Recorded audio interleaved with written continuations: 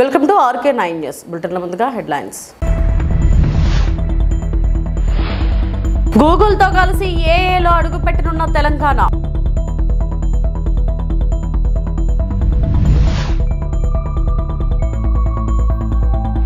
CM relief fund చెక్లను పంపిణీ చేసిన మంత్రి. రాష్ట్ర వ్యాప్తంగా వివిధ రంగాలలో ఆర్టిఫిషియల్ ఇంటెలిజెన్స్ సామర్థ్యాలను ఉపయోగించుకోవడానికి తెలంగాణ ప్రభుత్వం ప్రముఖ ఐటీ దిగ్గజం గూగుల్తో ఒప్పందం కుదుర్చుకుంది. ప్రధానంగా వ్యవసాయం, స్థిరత్వం, పరిపాలన, రవాణా, విద్య వంటి కీలక రంగాలలో ఏఏ ఆధారిత సేవలను విస్తరిస్తుంది. భవిష్యత్ అవసరాలను తీర్చడానికి డిజిటల్ నైపుణ్యాలతో శ్రామిక శక్తిని సిద్ధం చేయడానికి గూగుల్ వ్యూహాత్మక సహకారాన్ని అందిస్తుంది. హైదరాబాద్ నాలెడ్జ్ సిటీలోని టీ హబ్లో ముఖ్యమంత్రి రేవంత్ రెడ్డి, ఐటీ పరిశ్రమల మంత్రి దుద్దిళ్ల శ్రీధర్ బాబు గూగుల్ కంపెనీ ప్రతినిధులతో సమావేశమయ్యారు. ప్రభుత్వ అధికారులు మరియు గూగుల్ ప్రతినిధులు వారి సమక్షంలో అవగాహన ఒప్పందాలపై సంతకం చేశారు.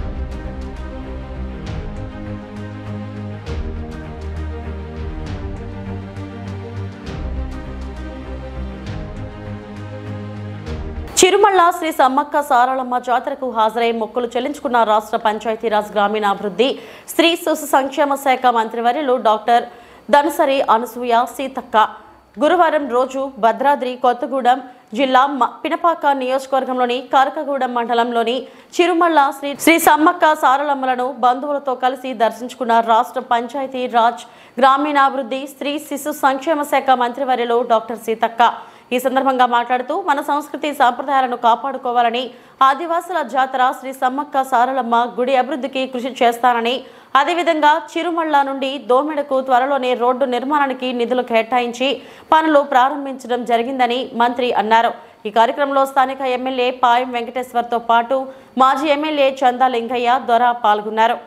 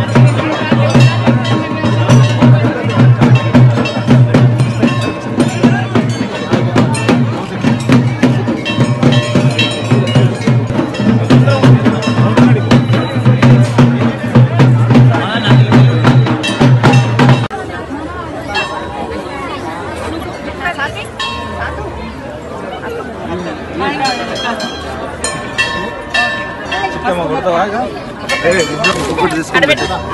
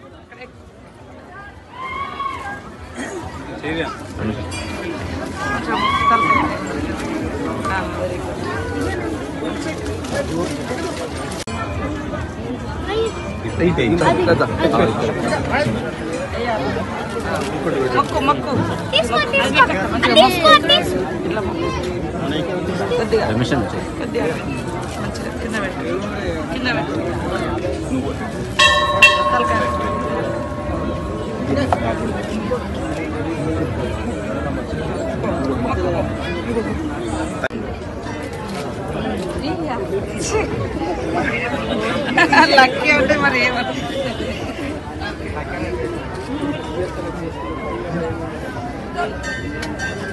పేరెంట్స్ కోసము లేదా పెన్షన్ కోసము ఏదైనా ఒక చిన్న వర్క్స్ కోసమైనా వాడుకోండి. రాబోయే కాలంలో సీసీ రోడ్లు కానీ గుడి చుట్టూ కూడా మంచి సీసీ వేయడము, చుట్టూ ప్రహారీ గోడ కట్టడం. కానీ ఆ చెట్లు మాత్రం తీయకండి. చెట్లు మన తల్లులు సమ్మక్క సారలం అంటేనే మరి చెట్లలో, పుట్టలలో, గుట్టలలో, కంక వనాలలో ఉంటారు ప్రకృతి దేవతలు. మన వాళ్ళందరూ మినీ మేడారంలో అడుగుతా ఉన్నారు, మరి విలేకరులు కూడా, మీకు ఇంత వరద వచ్చింది, ఇక్కడ ప్రజలకేం కాలేదు. ఇంత పెద్ద గాలి దువారం వచ్చి 100 ఎకరాల్లో చెట్లు కూలిపోయినాయి, ఇక్కడ ప్రజలు క్షేమంగా ఉన్నారు. మరి భూకంపం కూడా వచ్చింది, ఇక్కడ క్షేమంగా ఉన్నారు. అంటే ఆ సమ్మక్క సారలమ్మ యొక్క దయ అంత పవర్ఫుల్. ప్రకృతి దేవతలు, వనంలో ఉండేటువంటి దేవతలు కాబట్టి ఎన్ని అవాంతరాలు వచ్చినా వాళ్ళు ఎదిరించి ప్రజల్ని కాపాడినటువంటి చరిత్ర సమ్మక్క సారలమ్మది. ఇప్పుడు మన తల్లులు సమ్మక్క సారలమ్మ ఉన్నారు కాబట్టి ఈ రోజు మరి ఇంత ఘనంగా నిర్వహిస్తున్నందుకు చంద వంశస్థులకు, ఆ కమిటీ సోదరులకు, సమ్మక్క సారలమ్మ కమిటీ సోదరులకు అందరికి కూడా ధన్యవాదాలు, కృతజ్ఞతలు తెలియజేస్తూ, తప్పకుండా నేను ఈ శాఖ మంత్రిగా కూడా ఉన్నా కాబట్టి పంచాయతీరాజ్ శాఖలో మరి పెద్ద ఎత్తున రోడ్లు ఇస్తా. తొందరలోనే ఈ యొక్క దోమెడ నుంచి మన చిరమల కూడా రోడ్డు తొందరలోనే శాంక్షన్ ఇచ్చి కంప్లీట్ చేసి మీకు మాకు రవాణా కూడా మంచిగా దగ్గరగా ఉంటది, అది కూడా ఏర్పాటు చేయిస్తా. దాదాపుగా మా ఏరియాలో అన్ని రోడ్లు కంప్లీట్ అయినాయి. మీ ఏరియాను మా ఏరియాను కలిపే రోడ్ ఒకటి ఉంది, దాన్ని తొందరలోనే చేస్తా అని కూడా తెలియజేస్తూ, వచ్చే జాతర వరకు మల్లపేటోళ్ళు కూడా ఇటు వస్తారు, ఇటోళ్ళు కూడా అటు వస్తారు, అట్లా ఈజీగా ఉండేటట్టుగా మనం ఏర్పాటు చేసుకుందామని తెలియజేస్తూ మీకు అందరికీ శుభాకాంక్షలు. నర్సాపూర్ గుమ్మడిదలలో కాంగ్రెస్ ప్రభుత్వం ఏర్పాటు చేస్తున్న డంపింగ్ యార్డుకు వ్యతిరేకంగా నిర్వహిస్తున్న దీక్షలో ప్రసంగిస్తున్న మాజీ మంత్రి ఎమ్మెల్యే హరీష్ రావు.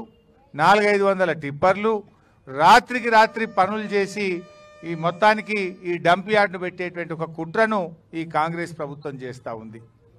మీరు ఎక్కడైనా ఊర్లు లేని కాడ, ప్రజలు లేని కాడ, ఎవరికి ఇబ్బంది లేని కాడ పెట్టాలి. ఇక్కడే మీరు ప్రజల్ని అడగలే, ప్రజల అభిప్రాయం తీసుకోలే.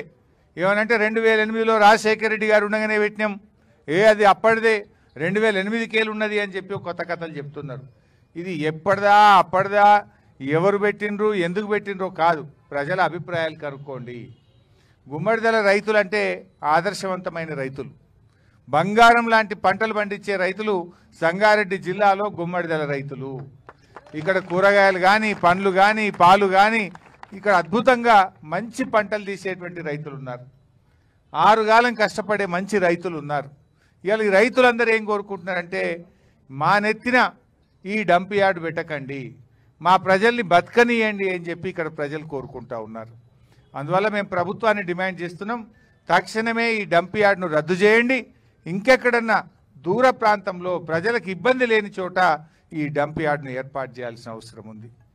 రేవంత్ రెడ్డి వచ్చిన తర్వాత లగచెర్ల చూసినాం, మొత్తం పోలీసు వాళ్ళని పెట్టి భూములు గుంజుకొని గిరిజన రైతులను జైళ్ళల్లో పెట్టి బలవంతంగా భూములు గుంజుకునే ప్రయత్నం చేసిండు. ఇప్పుడే మాణిక్రావు గారు చెప్పినట్టు పచ్చటి పొలాలు ఉన్నటువంటి నేల్కల్లో అక్కడ కూడా ఫార్మాసిటీ పెట్టమని చెప్పి భూములు గుంజుకునే ప్రయత్నం చేస్తున్నారు. ఇవాళ మా గుమ్మడిదల మీద పడ్డారు. అయ్యా రేవంత్ రెడ్డి గారు, మా గుమ్మడిదలను మరో లగచెర్ల చేయకండి, మా రైతులు ఎట్టి పరిస్థితుల్లో ఒప్పుకునే పరిస్థితుల్లో లేరు. ఇప్పటికే 10 రోజుల నుంచి వివిధ రూపాల్లో ధర్నాలు చేస్తుండ్రు. అక్కడ పారానగర్లో చేస్తుండ్రు, ఇక్కడ గుమ్మడిదలలో కూడా ధర్నాలు చేస్తున్నారు. ఎందుకోసం చేస్తున్నారు? ఇదంతా రేపు మా పిల్లల భవిష్యత్తు దెబ్బతింటది. నంద్యాల టీడీపీ కార్యాలయంలో సీఎం రిలీఫ్ ఫండ్ చెక్కులను లబ్ధిదారులకు మంత్రి ఫరూక్ పంపిణీ చేశారు. 15 మందికి 17 లక్షల చెక్కులను లబ్ధిదారులకు అందజేశారు. లబ్ధిదారులు హర్షం వ్యక్తం చేశారు. ఈ సందర్భంగా మంత్రి ఫరూక్ మాట్లాడుతూ ఆరోగ్యానికి ప్రాధాన్యతనిచ్చే ఏకైక ముఖ్యమంత్రి చంద్రబాబేనని అన్నారు. 2019లో టీడీపీ ప్రభుత్వంలో లబ్ధిదారులకు ఇచ్చిన 8,000 చెక్కులను వైసీపీ ప్రభుత్వం రాగానే మాజీ ముఖ్యమంత్రి జగన్మోహన్ రెడ్డి లబ్ధిదారులకు చెక్కులను అందకుండా చేశారన్నారు. రాష్ట్రాన్ని అప్పుల పాలు చేసిన నాయకుడు జగన్మోహన్ రెడ్డిని ఎద్దేవా చేశారు. రాష్ట్రాన్ని సంక్షేమంతో పాటు అభివృద్ధి చేస్తున్న నాయకుడు చంద్రబాబునని తెలిపారు.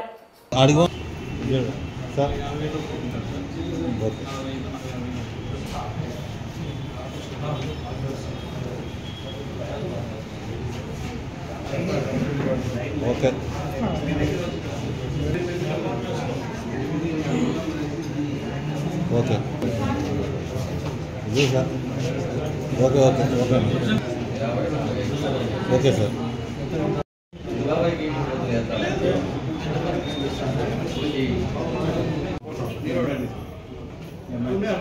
తిప్పే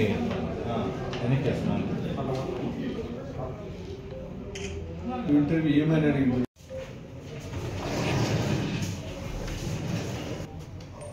మీడియా వారందరికీ నమస్కారం. ఎలక్ట్రానిక్ మీడియా వారికి, ప్రింట్ మీడియా వారికి నమస్కారం తెలియజేస్తాను. ఈరోజు దాదాపుగా 15 మందికి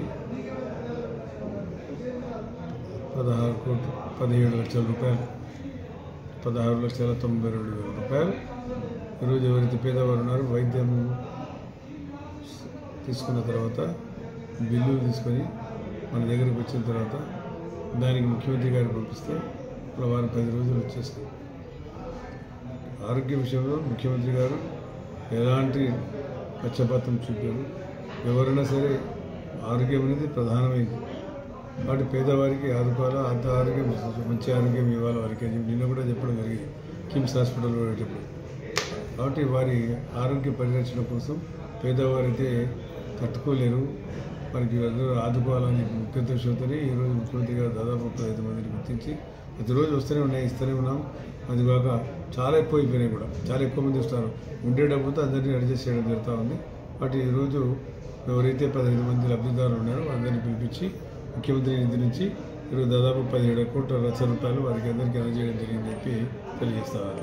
వాటి ఈ రకంగా తెలుగుదేశం పార్టీ గతంలో జగనన్న గారు ఉన్నప్పుడు మహానుభావుడు మేము ఇచ్చిపోయిన 19లో నేను హెల్త్ మినిస్టర్ ఉంది. మేము పేదవారు పెట్టుకునే వారికి చంద్రబాబు నాయుడు గారు దాదాపు 8,000 మందికి చెక్కులు ఇచ్చినారు. చెక్కులు ఇచ్చిన తర్వాత చెక్కులు కూడా ఆన్ కాకుండా ముఖ్యమంత్రి అయిన తర్వాత చెక్కులు కూడా ఆన్ కాకుండా చేసినారు. పాప పేదవాళ్ళు వచ్చి మా దగ్గర డబ్బు దిగుబట్టుకున్నారు. సార్ చెక్కులు ఉన్నాయి, మా బ్యాంకులు మాత్రం కోట్లు మాత్రం ఇవ్వకని చెప్పేసినారు, మాకు డబ్బులు రాలేదని. మీరు ఆలోచన పేరు చేసుకోవాలి. ఆయన ఎట్లున్నాడు, ఈయన ఎట్లున్నాడు. కాబట్టి ఆయన దుర్మార్గుడు. రాష్ట్రాన్ని భ్రష్టు పట్టించినాడు. రాష్ట్రంలో డబ్బు లేకుండా పోయింది. అయినా సరే పేదవారిని ఆదుకోవాలని చెప్పి కృత నిశ్చయంతో ముఖ్యమంత్రి గారు రాత్రి పగలు పనిచేస్తూ ఈరోజు పేదవారిని ఆడుకుంటారు. ఎంత టైం ఉన్నా కూడా టైం తీసి అన్ని దాని మీద టిక్కులు పెట్టి ఈరోజు ఇవ్వడం జరుగుతుంది. అది చంద్రబాబు నాయుడు గారి నాయకత్వం, వారి పరిపాలన అని చెప్పి తెలుస్తాం. కాబట్టి వారికి ముఖ్యంగా ఎవరైతే పేదవారు తీసుకున్నారో వారందరూ కూడా రుణపడి ఉండాలి. చంద్రబాబు నాయుడు గారికి ధన్యవాదాలు తెలియజేయాలా, తెలుగుదేశం పార్టీకి ధన్యవాదాలు తెలియాలా. ఆ రకంగా తెలుగుదేశం పార్టీ పనిచేస్తూ ఉంది కాబట్టి మేము అందరికీ తెలుస్తాం. మరి ఇంకా మనకు ఫైనాన్షియల్ ఇబ్బందులు ఉన్నాయి కాబట్టి, లేకపోతే మనం ఇచ్చినవన్నీ వచ్చేస్తాయి. రోజు మనం మోసుకోలేకపోతున్నాం. రోజు నేను కూడా ఊహించలే. గతంలో ఎప్పుడో ఒకసారి వచ్చేటివి. ఇప్పుడు ఆరోగ్య విషయం చాలా అప్రమత్తంగా ఉండాలి. పేద ప్రజలు వస్తానే తక్షణం ఇవ్వడం చూసుకోవాలి. మనం దాదాపుగా 15 కేజీలు 20 కేజీలు అయితే మోసుకోలేకపోతున్నాం. మనం దాన్ని ఆన్లైన్ దీంట్లో పోస్టుల్లో పంపించి తీసుకురావడం జరుగుతుంది. మనం ఈ రకంగా సేవలు చేయడం జరుగుతుంది. చాలా సంతోషం. పేదవారందరికీ కూడా మనం అనుకోకుండా మనం అడిగిన తర్వాత ఇమ్మీడియట్గా చంద్రబాబు నాయుడు గారు అందరికీ కూడా ఇవ్వడం జరిగింది. చాలా సంతోషం అని చెప్పి వారికి ముఖ్యంగా నంద్యాల ప్రజల తరఫున ధన్యవాదాలు కూడా తెలుస్తున్నాను. కృతజ్ఞతలు కూడా. వల్లభనేని వంశీ అరెస్టుతో గన్నవరం నరకాసురుడు అంతం జరిగిందని టీడీపీ పోలిట్ బ్యూరో సభ్యుడు వర్ల రామయ్య అన్నారు. ఒక్క టీడీపీ ఆఫీస్ ధ్వంసం మాత్రమే కాదు, వల్లభనేని వంశీ చాలా నేరాలు చేశారని ఆరోపించారు. వైసీపీ నేరగాళ్ల అడ్డాన్ని ధ్వజమెత్తారు. వంశీ మీద ఉన్న కేసులన్నీ బయటకు తీయాలని వర్ల రామయ్య ప్రభుత్వాన్ని కోరారు. రోజున నరకాసురుడి వధ జరిగితే ప్రపంచవ్యాప్తంగా దేశవ్యాప్తంగా ఎలా దీపావళి జరుపుకుంటారో, ఈ రోజున ఈ గన్నవరం నరకాసురుని అరెస్టు చేస్తే ఇదొక నరకాసుర వధ అని గన్నవరం ప్రాంత ప్రజలందరూ కూడా సంతోషపడుతున్నారు. మార్నింగ్ నుంచి ఏ టీవీలు చూసినా కూడా జేజేలు పలుకుతున్నారు. ఏమండి, ఆయన ఎవరో మాట్లాడతారు. అమాయకుడిని అరెస్ట్ చేశారు. గన్నవరం వల్లభనేని వంశీ అమాయకుడు అండి? ఆంధ్రప్రదేశ్ రాష్ట్రంలో ఎవరైనా అంటారండి? ఎటువంటి is a criminal, is an organized criminal. Vallabhaneni Vamsi అనే అతను ఆర్గనైజ్డ్ క్రిమినల్. అతను, నేను పోలీసు భాషలో చెబుతున్నా, ఏ సైలెంట్ కిల్లర్. అతను ప్లాన్ వేస్తే మూడో కంటికి కూడా తెలియదు అంటాడు. ఏదైనా భూ కబ్జా చేయాలన్నా, ఎవరన్నా ఒకరిని లేపాలన్నా, ఒకరి మీద అత్యాచారం చేయాలన్నా, అఘాయిత్యం చేయాలన్నా మూడో కంటికి తెలియదు అంటారు. అంతటి నేర నిష్ణాతుడు అతను. నేరం చేయటంలో నిష్ణాతుడు అతను. పార్టీ కార్యాలయం తగలబెట్టారు. నేను కూడా నెక్స్ట్ డే వెళ్ళాను. అక్కడ తగలబెట్టి మా వాళ్ళందరినీ కొట్టి, మా వాళ్ళందరినీ అక్కడి నుంచి తరిమేసి మరలా మా వాళ్ళ మీదకే కేసు పెట్టిన ఘనాపాటి. అందుకన్నారు ఆర్గనైజ్డ్ క్రిమినల్. నేరం. పట్టిసీమ మట్టంతా కొట్టేసిన వాడు. పట్టిసీమ మట్టేసి అప్పడంగా మింగేశాడు. కంసుడు లాంటి వాడు. ఎక్కడ తిని ఎక్కడ పెరిగి అక్కడికి వెళ్ళి ఇష్టం వచ్చినట్టుగా వ్యవహరించాడు. క్రిమినల్ లాగా వ్యవహరించాడు. Attempt murder. ఎన్ని కేసులు ఉన్నాయి అతని మీద? దొంగ పట్టాలు పంచాడండి. Forgery documents. ఒక్క కేసు కాదు, ఒక్క నేరం కాదు అతను చేసింది. ఫోర్జరీ డాక్యుమెంట్స్ క్రియేట్ చేశాడు అతను అరెస్ట్ చేయడంలో రాష్ట్రం అంతా కూడా అతను అరెస్ట్ చేస్తారు. అటువంటి క్రిమినల్ ఉండటానికి లేదు. అతను ప్లాన్డ్గా క్రైమ్ చేస్తాడు. పేరుకే ఎమ్మెల్యే కానీ పెద్ద నేరస్తుడు అతను. ఆలస్యమైనా కూడా న్యాయం జరిగింది. ఎట్టే పరిధిలో చట్టానికి చిక్కాడు అతను. తప్పకుండా శిక్ష అనుభవించవలసింది అతను. 2 రోజులు ఆలస్యం అవ్వచ్చు కానీ కానూన్ కా హాత్ బహుత్ లంబీ అయ్యి, చట్టం చేతిలో నుంచి ఎవరు తప్పించుకోలేరు. దానికి నిదర్శనం, ఉదాహరణ ఈ రోజున వల్లభనేని వంశీ. కర్నూలు నగరంలో బర్డ్ ఫ్లూ మొదటి కేసు నమోదైనట్లు అధికారులు ప్రకటించారు. నగరంలోని నరసింహరావుపేటలో కోళ్లు చనిపోవడంతో పరీక్షలు జరిపిన అధికారులు బర్డ్ ఫ్లూగా నిర్ధారించారు. దీంతో నరసింహరావుపేటను రెడ్ జోన్గా ప్రకటించారు. రెడ్ జోన్ పరిధిలో 1 కిలోమీటర్ వరకు చికెన్ షాపులు బంద్ చేయించారు.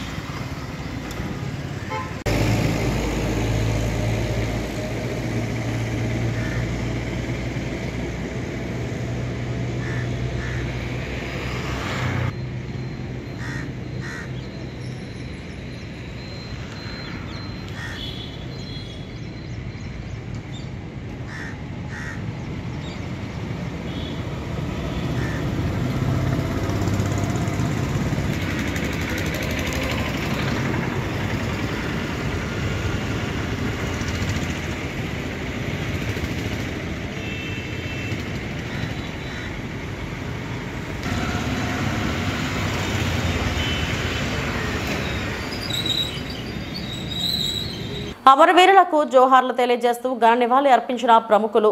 జహీరాబాద్ నియోజకవర్గంలో ఉన్న అమరవీరుల స్తూపం వద్ద గోపాల్ న్యాయవాది ఆధ్వర్యంలో నివాళులు అర్పించిన నాయకులు.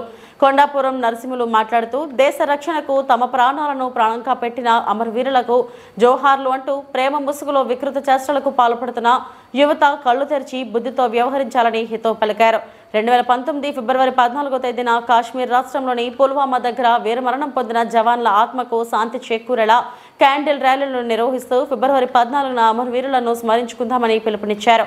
కార్యక్రమంలో బీసీ తాలూకా సభ్యుడు మొహమ్మద్ ఇమ్రాన్, కొండాపురం నరసింహులు, గోపాల్ న్యాయవాది మహేష్ ముదిరాజ్, శివ తదితరులు పాల్గొన్నారు. జోహార్ అమరవీర జవానులకి, జోహార్ జోహార్, జోహార్ అమరవీర జవానులకి, జోహార్ జోహార్, భారత్ మాతా की जय, भारत माता की जय, जय जवान, जय किसान, जय जवान, जय किसान.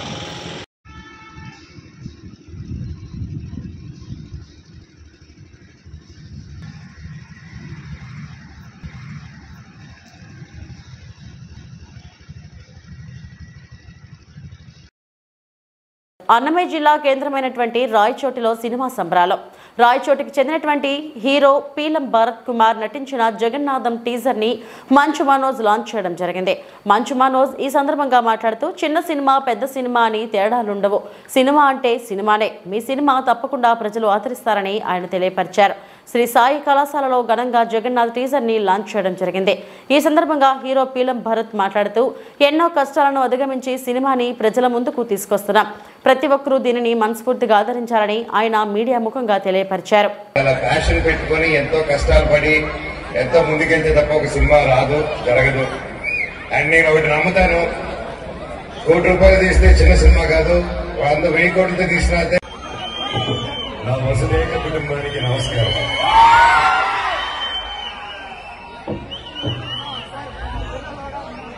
రాయలసీమ పవరే వీరప్ప. మీ అరుపులకి రోమాలు ఎప్పుడు దిక్కబడుతుంటూ ఉంటాయి. తమ్ముడు భరత్ ఈరోజు హీరోగా లాంచ్ అవుతూ వీళ్ళు ఫ్రెండ్స్, ఫ్యామిలీ మెంబర్స్ అందరూ ముందుకు వచ్చి ప్రొడ్యూస్ చేసి ఇలా సపోర్ట్ చేయడం చూస్తూ ఉంటే చాలా చాలా ఆనందంగా ఉంది.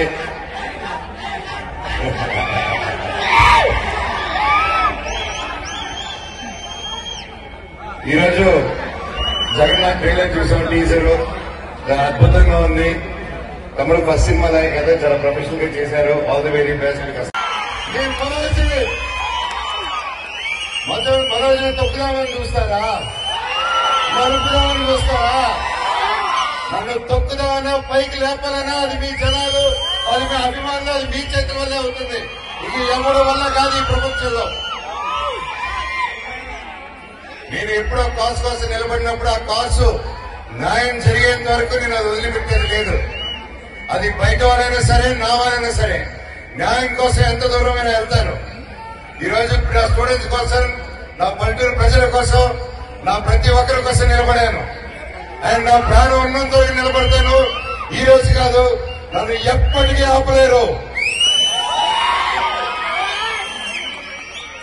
మీ అందరూ ప్రేమాభిమానాలు నాకు ఎప్పుడు ఉండాలని, నాకు, నా పిల్ల పాపలకు, మా కుటుంబానికి, నన్ను నమ్ముకున్న ప్రతి ఒక్కరికి మీ సపోర్ట్ ఉండాలని మీరు కూడా. Guys, namaste. This is Jabardast News. Please do like, share and subscribe to SR7 News channel. Thank you. ఇవి ఇప్పటివరకు నా బులెటిన్ అప్డేట్స్. నమస్తే.